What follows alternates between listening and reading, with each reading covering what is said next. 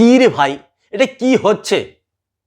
BCCI এবং গৌতম গম্ভীর শ্রীলঙ্কা সিরিজের জন্য ভারতীয় টিম সিলেক্ট করেছেন, ভারতীয় দল ঘোষণা করেছেন টি-20 এবং ওয়ানডের জন্য।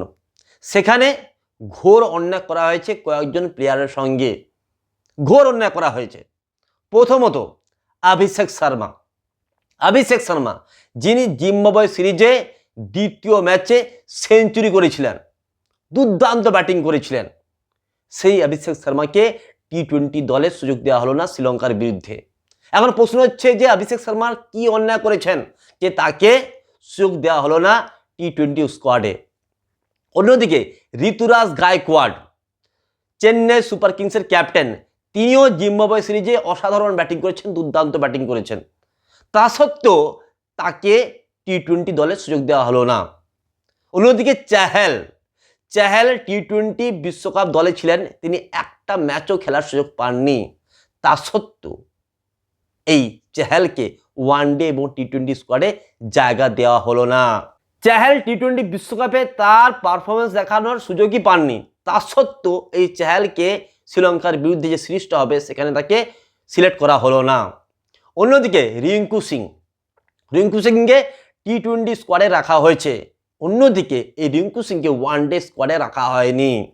সেখানে দেখুন রিয়ান পরাগকে টি-20 স্কোয়াডেও রাখা হয়েছে, ওয়ানডে স্কোয়াডেও রাখা হয়েছে। এই রিয়ান পরাগের পারফরমেন্স জিম্বাবুয়ে সিরিজে রসগোল্লা বিগ জিরো।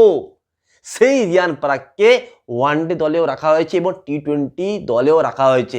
কেন রাখা হলো?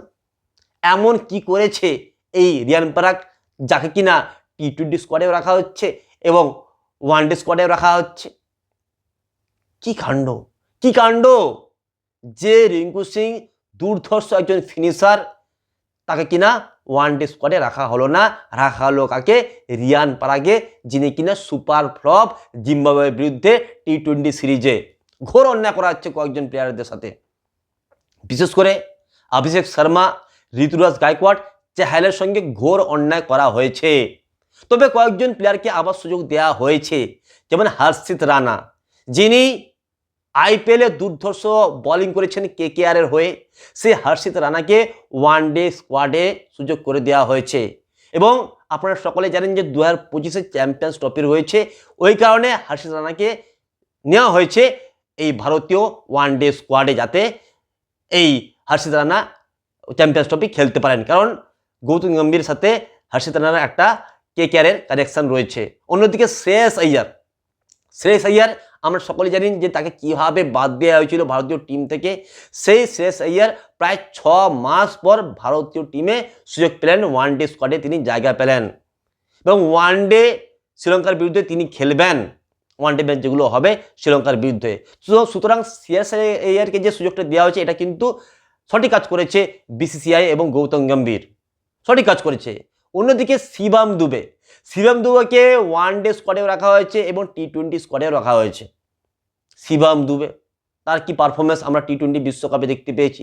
সেই শিবম দুবে রয়েছেন ভারতের টি-20 এবং ওয়ানডে স্কোয়াডে। বলা হচ্ছে নাকি তিনি হার্দিক পান্ডিয়ার ব্যাকআপ, কারণ তিনি বোলিংও করতে পারেন, ব্যাটিং করতে পারেন, ওই কারণে হার্দিক পান্ডিয়ার ব্যাকআপ হিসেবে রাখা হয়েছে এই শিবম দুবেকে। কুলদীপ যাদবকে ওয়ানডে স্কোয়াডে রাখা হয়েছে কিন্তু টি-20 স্কোয়াডে রাখা হয়নি। তো কুলদীপ যাদবের জন্য একটা খুব বড় ড্রব্যাক। অন্যদিকে সব আগেই বলেছি আমি যে রিয়ান পরাগ একজন ব্যর্থ ব্যাটসম্যান, যিনি জিম্বাবুয়ে সিরিজে সুপার ফ্লপ হয়েছেন, তাকে কিনা রাখা হলো ওয়ানডে স্কোয়াডে এবং টি-20 স্কোয়াডে। অন্যদিকে ঋতুরাজ গায়কোয়াড়, অভিষেক শর্মা, যারা জিম্বাবুয়ে সিরিজে দুর্ধর্ষ পারফরমেন্স দিয়েছেন, তাদেরকে বাদ দেওয়া হয়েছে। এখানে পরিষ্কার দেখতে পাওয়া যাচ্ছে যে বিসিসিআই এবং গৌতম গম্ভীরের যে সমস্ত প্রিয় প্লেয়ার রয়েছে, যাদেরকে তিনি পছন্দ করেন, তাদেরকে নেওয়া হচ্ছে না। তো কোনো মতেই রিয়ান পরাগের টি-20 স্কোয়াড এবং ওয়ানডে স্কোয়াডে সুযোগ পাওয়ার কথা নয়। সুযোগ পাওয়ার কথা ছিল অভিষেক শর্মা কিংবা ঋতুরাজ গায়কোয়াড়ের তো সুযোগ পাওয়া দরকারই ছিল, কারণ দুর্ধর্ষ পারফরমেন্স দিয়েছেন জিম্বাবুয়ে সিরিজে এই ঋতুরাজ গায়কোয়াড় এবং আইপিএলে অসাধারণ ব্যাটিং করেছেন এই ঋতুরাজ গায়কোয়াড়। তা সত্ত্বেও ঋতুরাজ গায়কোয়াড়, অভিষেক শর্মা, চাহেল, এদেরকে সুযোগ দেওয়া হয়নি এই শ্রীলঙ্কার সিরিজে। তো বন্ধুরা আপনারা দেখতে পাচ্ছেন যে বিসিসিআই এবং গৌতম গম্ভীর তারা পছন্দের প্লেয়ারদেরকে নিয়েছে এবং যারা পারফরমেন্স করতে পারছেন না তাদেরকেও নেওয়া হচ্ছে, কিন্তু যারা পারফরমেন্স দিয়েছেন, যারা ভালো খেলেছেন, যারা রান করেছেন তাদেরকে সুযোগ দেওয়া হয়নি শ্রীলঙ্কার সিরিজে। বিশেষ করে এই অভিষেক শর্মা এবং ঋতুরাজ গায়কোয়াড়কে কেন যে বাদ দেওয়া হয়েছে এটা কিন্তু কেউ বুঝতে পারছেন না। বন্ধুরা আপনাদের কি মনে হয় অবশ্যই আপনারা কমেন্ট বক্সে লিখে জানাবেন।